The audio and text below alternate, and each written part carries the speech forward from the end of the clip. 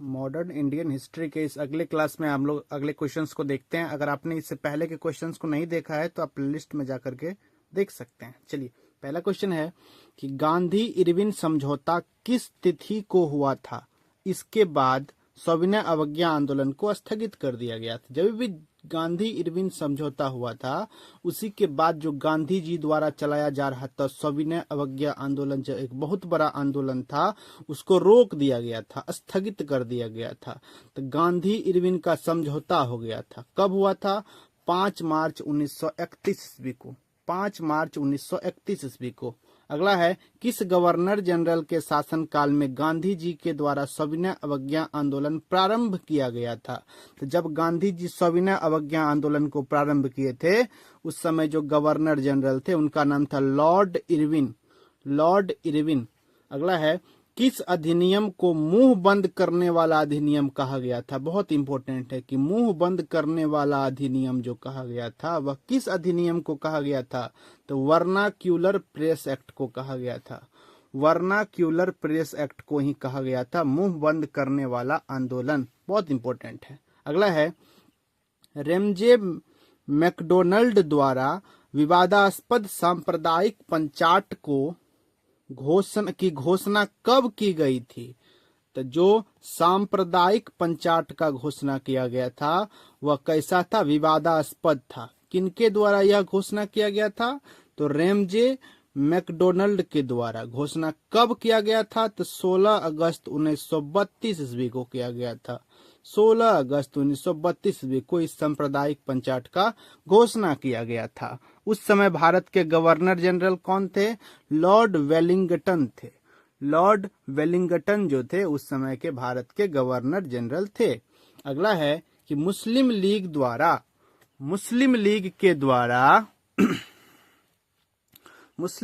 द्वारा पहली बार पाकिस्तान की मांग कब तथा किस गवर्नर जनरल के कार्यकाल में किया गया था? तो मुस्लिम लीग के जो लोग थे उन लोगों ने पाकिस्तान का मांग जब किया था, उस समय जो गवर्नर जनरल थे यहाँ का, उनका नाम था लॉर्ड लिनथिलगो। लॉर्ड लिनथिलगो। वह किए थे कब? 1940 ईस्वी में पाकिस्तान का मांग किए थे मुस्लिम लीग वाले। ठीक है।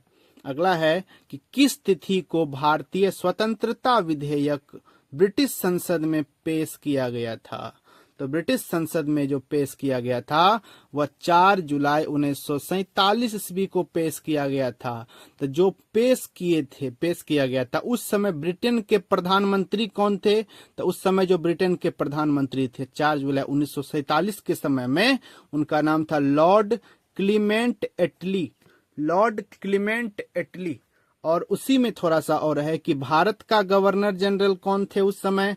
तो उसी समय मैंने 4 जुलाई 1947 ईस्वी को ही जिस समय प्रधानमंत्री वहां के थे लॉर्ड क्लीमेंट एटली, उस समय भारत के जो गवर्नर जनरल थे उनका नाम था लॉर्ड माउंटबेटन। Lord Mountbatten. अगला है कि किस गवर्नर जनरल के कार्यकाल में पहली बार आम चुनाव कराए गए थे? तो पहली बार जो आम चुनाव कराया गया था, उस समय जो गवर्नर जनरल थे उनका नाम था लॉर्ड लिनलिथगो। Lord Linlithgow. अगला है कि कैबिनेट मिशन कब तथा किस गवर्नर जनरल के शासनकाल में भारत आया था? तो कैबिनेट मिशन जो भारत आया था उस समय, वह समय था 1946। 1946 में कैबिनेट मिशन भारत आया था। बहुत इंपॉर्टेंट है, देखते चलिएगा। ये जो टॉपिक चल रहा है बहुत इंपॉर्टेंट है। 1946 ईस्वी में कैबिनेट मिशन भारत आया था। तो जिस समय भारत आए थे उस समय गवर्नर जनरल कौन थे यहाँ का? उनका नाम था लॉर्ड वेवेल। Lord Wavell. थोड़ा सा इंपॉर्टेंट नाम है, लॉर्ड वेवेल। अगला है कि स्वतंत्र भारत का प्रथम जब गवर्नर जनरल कौन हुए? जब भारत स्वतंत्र हो गया 15 अगस्त 1947 ईस्वी को, या उससे पहले जब स्वतंत्र हो गए थे भारत, हम लोग आजाद हो गए थे, मतलब समझिए उस समय हम लोग आजादी मनाए थे। एक्चुअल में स्वतंत्र भारत के जो प्रथम गवर्नर जनरल बने थे उनका नाम था लॉर्ड माउंटबेटन। Lord Mountbatten. लेकिन प्रथम गवर्नर जनरल तो ये बन गए, लेकिन ये तो भारतीय नहीं थे ना, ये तो अंग्रेज थे ना जो लुटेरे थे। उसके बाद जो भारतीय बने थे, तो स्वतंत्र भारत के प्रथम तथा अंतिम, वो अंतिम भी हो गया, उसके बाद कभी भी गवर्नर जनरल बना ही नहीं। तो प्रथम तथा अंतिम भारतीय गवर्नर जनरल जो हुए थे उनका नाम है चक्रवर्ती राजगोपालाचारी। इसी को हम लोग सी राजगोपालाचारी कहते हैं। ठीक है, पूरा नाम हुआ चक्रवर्ती राजगोपालाचारी। अगला है कि लॉर्ड माउंटबेटन कब तक भारत के गवर्नर जनरल रहे थे।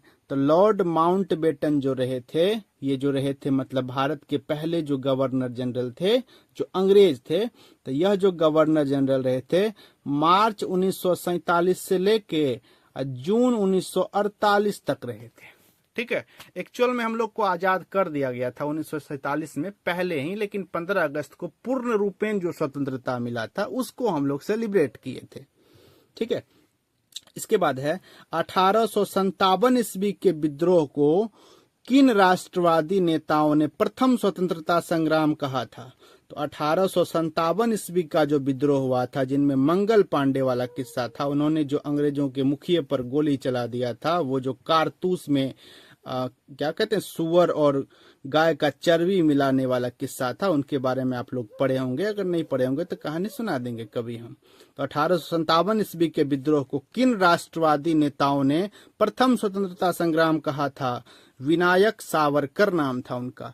विनायक सावरकर जी ने कहा था कि 1857 में जो विद्रोह हुआ है वह प्रथम स्वतंत्रता संग्राम है। उसके बाद है कि 1857 ईस्वी के विद्रोह को अंग्रेजी प्रशासन ने क्या कहना स्वीकार किया था।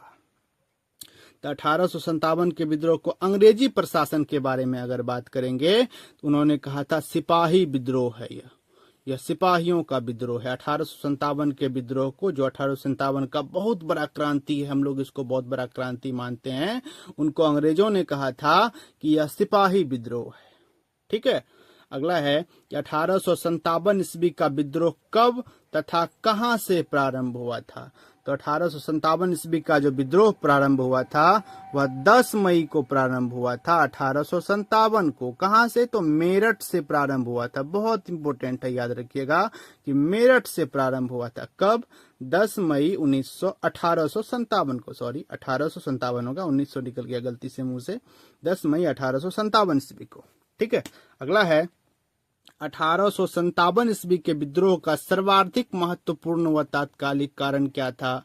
तो सबसे महत्वपूर्ण और तात्कालिक कारण जो था 1857 के विद्रोह का, वो सैनिक असंतोष था।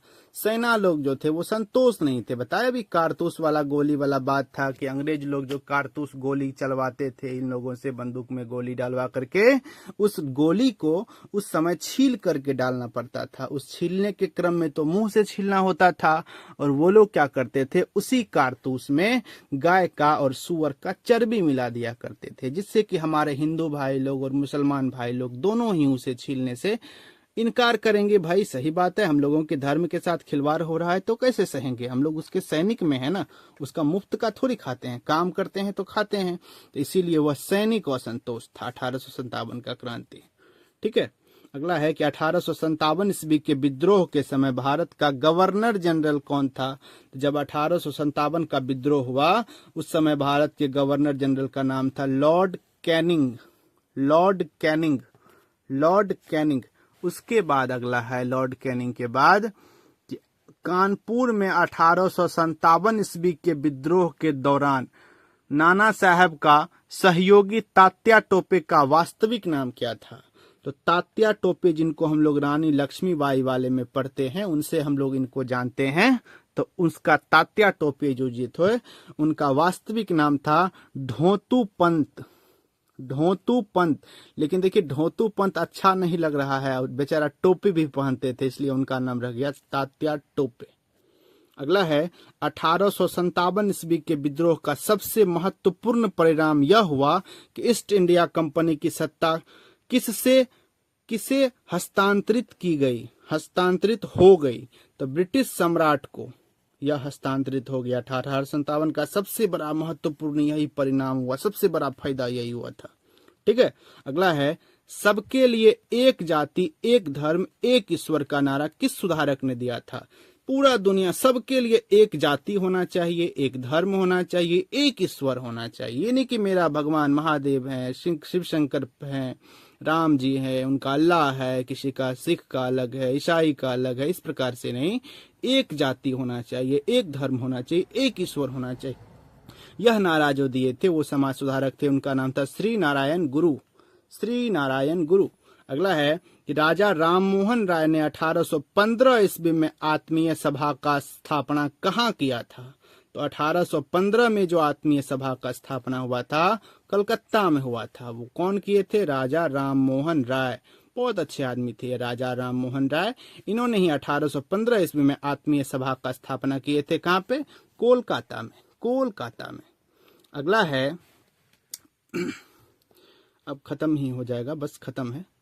शुद्धि आंदोलन के प्रवर्तक कौन थे? थोड़ा सा सुन लीजिए। शुद्धि आंदोलन के प्रवर्तक जो थे उनका नाम था दयानंद सरस्वती जी। दयानंद सरस्वती जी जो हैं वह शुद्धि आंदोलन के प्रवर्तक थे।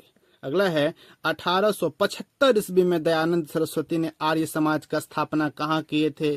तो 1857 ईस्वी में स्वामी दयानंद सरस्वती जी जो थे उन्होंने आर्य समाज का स्थापना किया, ये तो आप जानते हैं।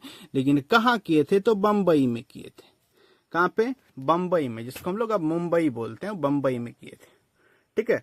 अगला है कि किन्हें भारत का नव जागरण का अग्रदूत, एक ये इंपॉर्टेंट है कि भारत के नव जागरण का अग्रदूत किसे कहा जाता है? तो आप कहिएगा राजा राममोहन राय को। सुधार आंदोलनों का प्रवर्तक किसे कहा जाता है? राजा राममोहन राय को। और आधुनिक भारत का पहला महान नेता किसे माना जाता है? तो राजा राममोहन राय को। चलिए अगले क्लास में हम लोग अगले वीडियोस को देखेंगे। तब तक के लिए जय हिंद।